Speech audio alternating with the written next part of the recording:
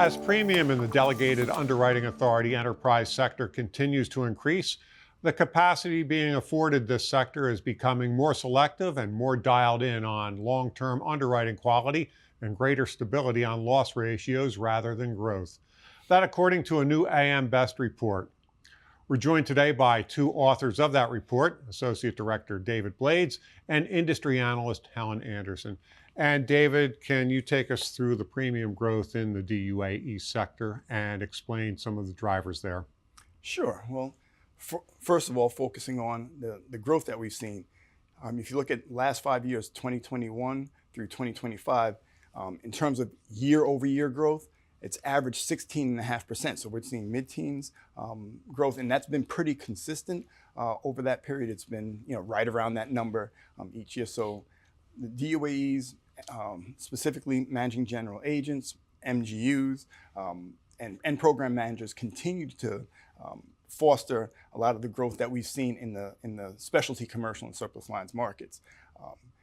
That's one of the things that's been the drivers. That if you think about what we've seen in terms of the surveillance that we do on the surplus lines market in particular, from 2018 through 2024, that market has also had double-digit growth, and a lot of that has been fueled by the relationships that fronting companies, hybrid fronting companies that have come to the surplus lines market, in addition to newer surplus lines companies that have been pushing for growth. They've been doing that through their relationships with MGAs and MGUs, with the DUAEs. And so they've really been the engine that has fostered that consistent growth in the surplus lines market and specialty commercial market. So, from a driver standpoint, it's really been the customer innovation and customer focus that of these DUAEs, their knowledge and what they're bringing to the table in terms of allowing them to develop these specialized products and programs in conjunction with their insurance company partners, that's helped underpin the growth that we've seen over the last several years. What's happening around the types of authorities that are being granted in these relationships? So from types of authority, again, because of the expertise and the demonstrated expertise that the DUAEs have shown, for the most part, they'll be granted authority for binding authority, but the insurance company partners that they've been working with have grown comfortable with their expertise to expand some of the authorities to be underwriting and pricing, claims handling, even ceding insurance for some of the programs. So as they continue to grow and as they continue to become more ingrained in the marketplace, we've seen insurance companies be comfortable offering them additional roles and additional authorities, and that's continued to again build out the opportunities, and it has played into the growth in the marketplace. It's also like I said, it's the demonstrated abilities of these companies in terms of their proprietary knowledge, that they've grown from their technologies and their databases, and then like I said, their demonstrated knowledge of specific risk classes. That's what's really helped give the insurance company partners comfort to be able to expand the responsibilities, because again, over time, they've demonstrated the ability to handle this.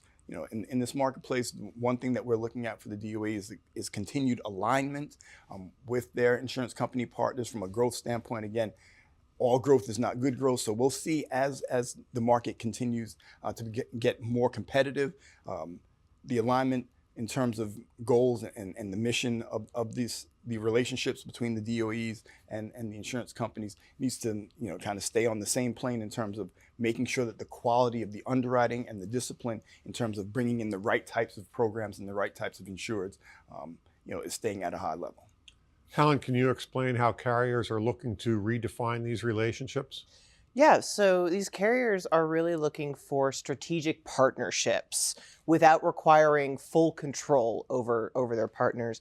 As David mentioned, they're really looking for these DUA partners with specialty expertise industry connections, proprietary data technology that they can use to work with their carriers and give them an advantage in their particular niche and really help them sort of find and capitalize on these pockets of growth that exist in a hardening market.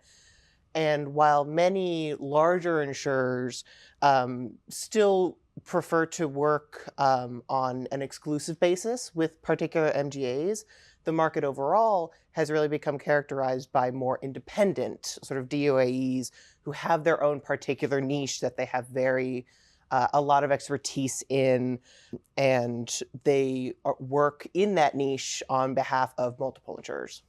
The report also mentioned investor interest. What have you noticed there? We can see that same sort of dynamic in the shifting relationships in the investment space as the composition of investment activity in the DOA space has changed in recent years. Full acquisitions have become a minority. And investors and carriers are prioritizing other structures that don't require full control, but give them distribution technology capabilities instead. Thank you, Helen. David? Thanks, John. Welcome, John. That was Associate Director David Blades and Industry Analyst Helen Andersen. You can find the full report online at ambest.com. For AM Best TV, I'm John Weber.